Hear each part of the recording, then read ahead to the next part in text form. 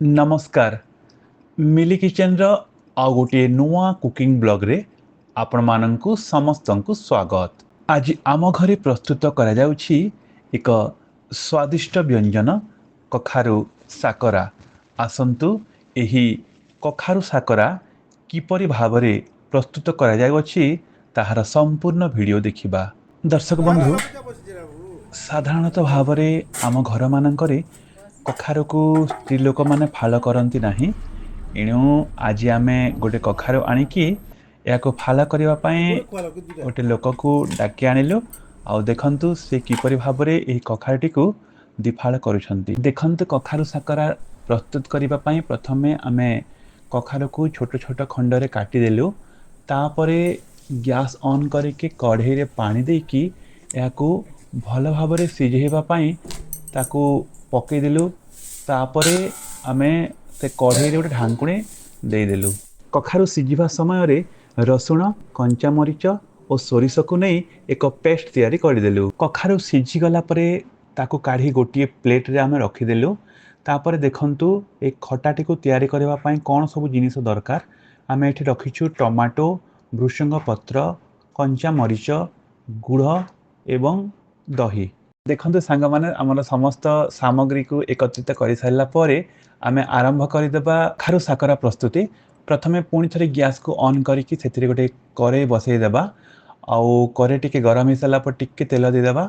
आउ तेल गरम हो सारला परे एथिरे टिके पकई देबा पंचफुटण। पंचफुटण संपूर्ण भाजी की फुटी सारला परे सेथिरे पकई देबा टिके भृषंग पत्र। आउ भृषंग पत्र टिके भाजी सारला परे पकई देबा कंचा लंका। आउ देखिके पकेबे कंचा लंका नहेले आखिरे पड़िबार मध्य संभावना थाए। कंचा मरीच टिके भाजी हो गला परे सेथिरे आमे रखिथिबा टमाटो को पकई देबा। आउ टमाटो शीघ्र सिझिबा पई सेथिरे अल्प परिमाण लुण पकई देबा। आउ टिके हलदी गुंड मध्य पकई देबा। टमाटोटी भल भाबरे भाजी हो सारला परे आमे जो पूर्वरु प्रस्तुत कर रखिछे सोरिष कंचा लंका और रसुणर पेस्ट से पेस्ट को ये टमाटो ऊपर पकई देबा। आ भल भाव या फेंटिबा। यही मसलाटा पूरा भल भाव जमी फेंटी हेब तापाई टिके मझे मझे आमे या घांटू थिबा। आ एपटे देखंतु आमे एथिरे पकईबा पई दही प्रस्तुत करिबा।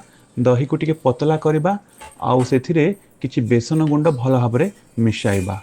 तापरे सेही दही को पकाई देबा। दही को पकई सारला परे भल भाव मसला सहित जमी मिसिब ताकू सेथि पई टिके भल भाव घांटिबा। आउ जेहेतु दही होछि खटा जिनिस जेमिति छिंडिबो नाही तापाई आमे भल भाव याको मिसेइबा। तापरे आमे टिके पानी पकईबा एथिरे आउ पानी देकी मध्य भल भाव याको गोलेइबा। आउ ए खटा आउ मिठार टेस्ट आनिबा पई ए रेसिपी रे आमे टिके गुड़ एवं आंबुल मध्य एथिरे पकाइबा। देखंतु आमे जो मसलाटी प्रस्तुत करथिले जोंथिरे दही भी मिसिछि यह भल भाव टिके फुटी आसीबो। आउ टिके फुटी आसिकी ता बास्ना टिके आसीबो।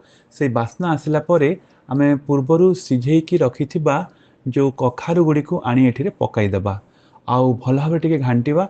जिभली भाबरे ए जो दहीर जो मसला तैयारी करिछु ताहा जेपरि भाबरे हमर कखारु भितरे पसिबो एवं आमको खाइबा पई मध्य स्वाद लागिबो। देखंतु शेषरे किछि समय एमिति रोषेई हेबा पई याकू छाड़ी देबा। देखंतु शेषरे हमर प्रस्तुत हो जाइछि स्वादिष्ट कखारु साकरा। यदि आपनकु एही रेसिपीटी भल लागिला ताहेले कमेंट बॉक्स माध्यम रे निजर मतामत प्रदान करंतु।